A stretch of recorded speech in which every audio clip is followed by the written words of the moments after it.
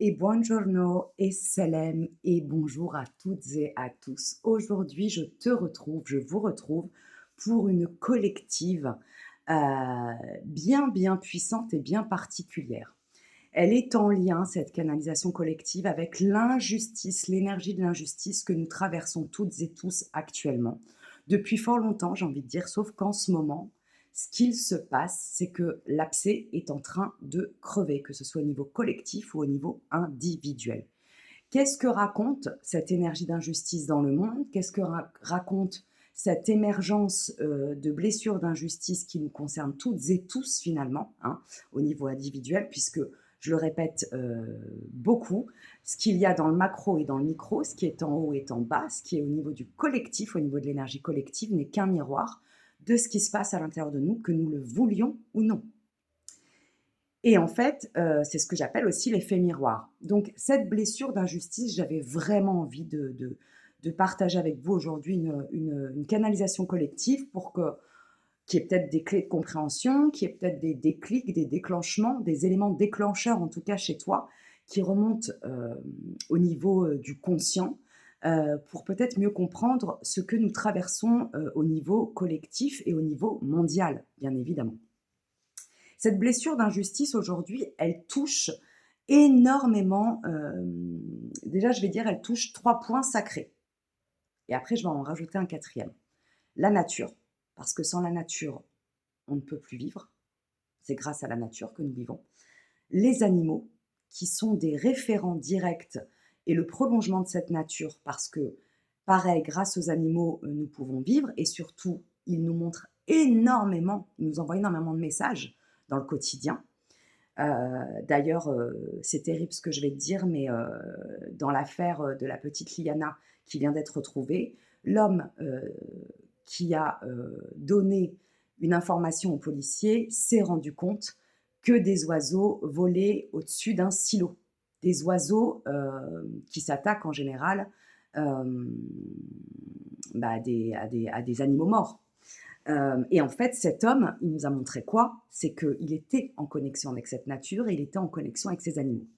La troisième chose, de toute façon, je vais y revenir, hein, sur cette problématique reliée aussi aux enfants. Donc, la troisième chose, la plus sacrée en tout cas à mon sens sur cette planète, ce sont donc les enfants. Donc, si tu observes bien l'ère dans laquelle nous vivons, les trois éléments les plus sacrés à protéger, à bénir, à observer, à croire, à entendre, à suivre, ce sont la nature, les animaux et les enfants.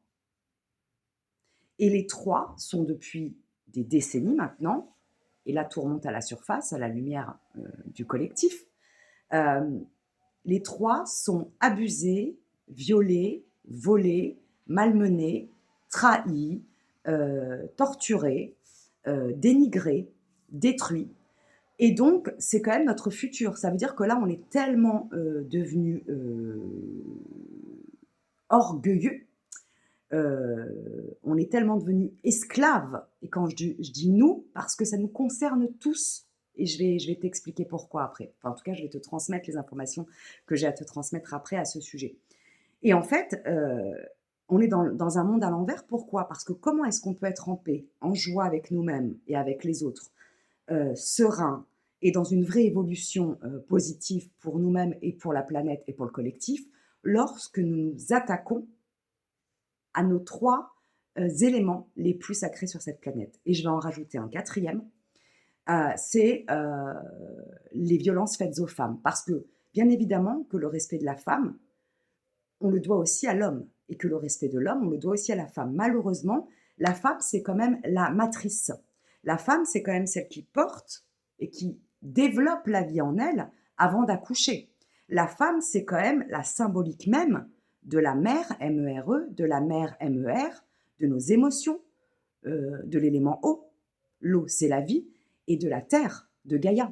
Donc, en fait, je rajouterai ce quatrième élément qui est que, pareil, on abuse, on utilise, on viole, on vole, on détruit impunément les femmes dans toutes nos sociétés, quelles qu'elles soient, de près ou de loin, de manière consciente et ou inconsciente. Donc, Aujourd'hui, ce qui se passe, c'est juste la conséquence, normale, je dirais, et directe de décennies d'abus, de décennies d'un monde que l'on a, petit à petit déconstruit, dans le mauvais sens du terme, pour le mettre à l'envers. C'est pas étonnant qu'aujourd'hui, il y ait autant de cancers, c'est pas étonnant qu'il y ait autant de violence, c'est pas et d'ailleurs chez les jeunes, c'est pas étonnant qu'énormément de gamins aujourd'hui, j'ai entendu ça ce matin tout à l'heure, c'était très choquant. Je sais pas si c'est un garçon sur 3 ou sur 5, a comme petit ami une IA, une intelligence artificielle, c'est-à-dire que les gamins ne communiquent même plus de manière naturelle et humaine entre eux, si ce n'est derrière des écrans. C'est normal aussi, que la sexualité des jeunes, soit dépravée, voire intoxiquée par le porno. C'est normal en fait d'être dans un monde complètement décousu, complètement violent, complètement injuste et complètement destructeur et toxique parce que nous l'avons toutes et tous créé, qu'on le veuille ou non. De toute façon, je vais te dire une chose, si tu es là, face à cette canalisation, et que tu entends tout ce que je vais te raconter, c'est que tu es déjà ouvert à ta propre conscience. Là, je m'adresse à des gens qui ont déjà commencé le taf à l'intérieur d'eux-mêmes. Je reçois aussi que je m'adresse à des gens qui ont passé leur propre nuit noire de l'âme, leur propre désert intérieur et extérieur, et qui ont dépassé des traumas, des challenges toxiques, des horreurs, des injustices, des rejets, euh, j'entends qui ont été mis sur le bûcher par le collectif aussi, et qui ont réussi à protéger leur lumière et leur sacralité à n'importe quel prix. Donc si tu es là en face de moi et que tu captes tout ce que je te raconte, c'est que tu as déjà commencé à faire le travail et que tu vas continuer bien évidemment à le faire. Donc, pourquoi est-ce qu'on traverse, toute cette injustice?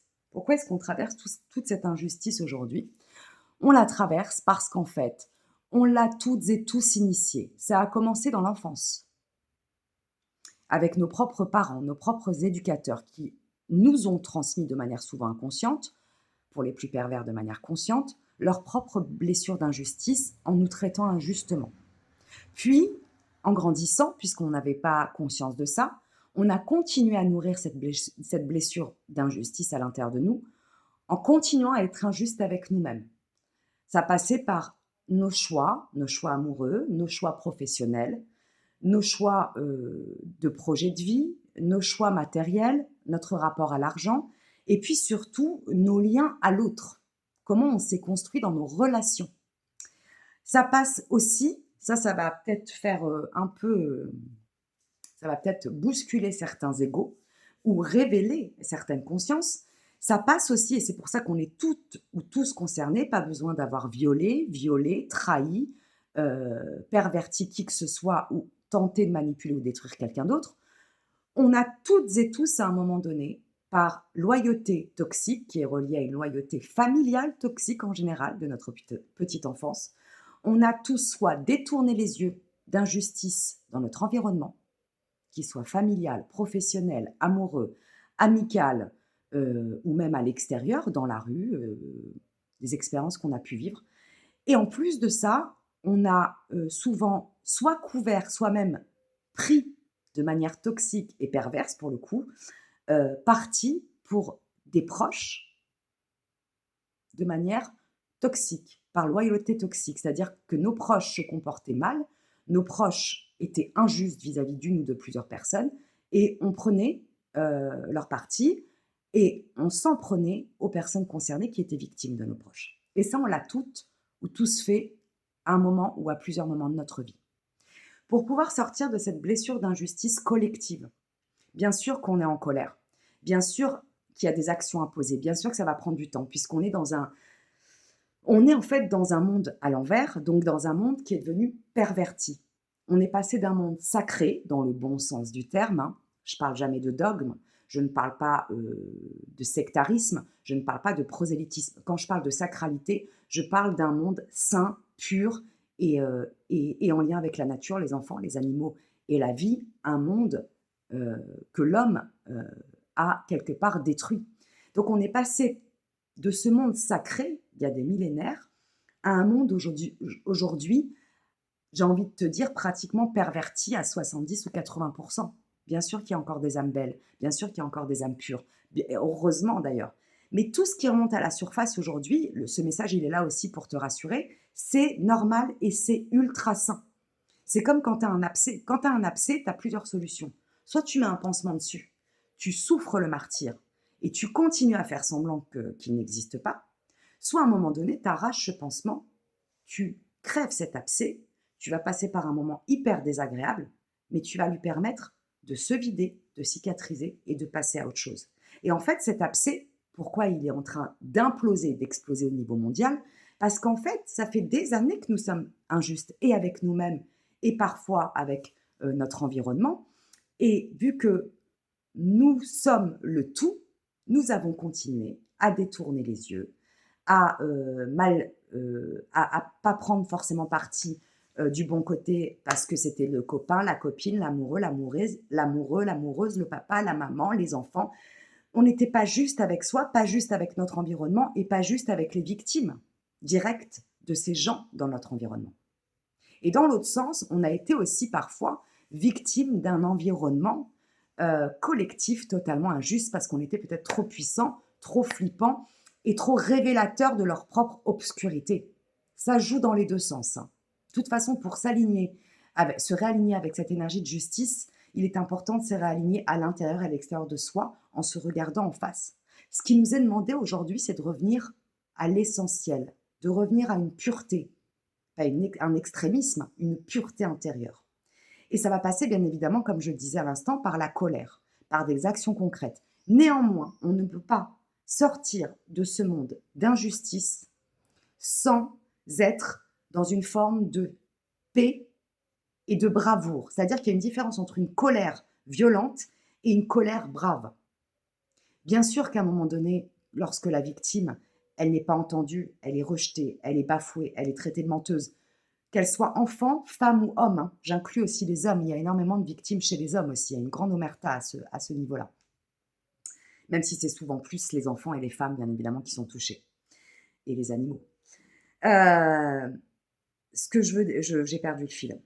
Donc je disais oui, lorsque les victimes ne sont pas crues, lorsque les victimes sont traitées de menteurs, de menteuses, lorsque les victimes sont même perverties en mode c'est toi le bourreau, c'est toi le méchant, c'est toi la méchante, bien sûr qu'à un moment donné, soit on crève, soit on explose. Il vaut mieux exploser, que ça plaise ou non. Mais à un moment donné, c'est de retrouver à l'intérieur de soi l'endroit où on est dans sa lumière, l'endroit où on n'a plus peur de qui que ce soit ou de quoi que ce soit.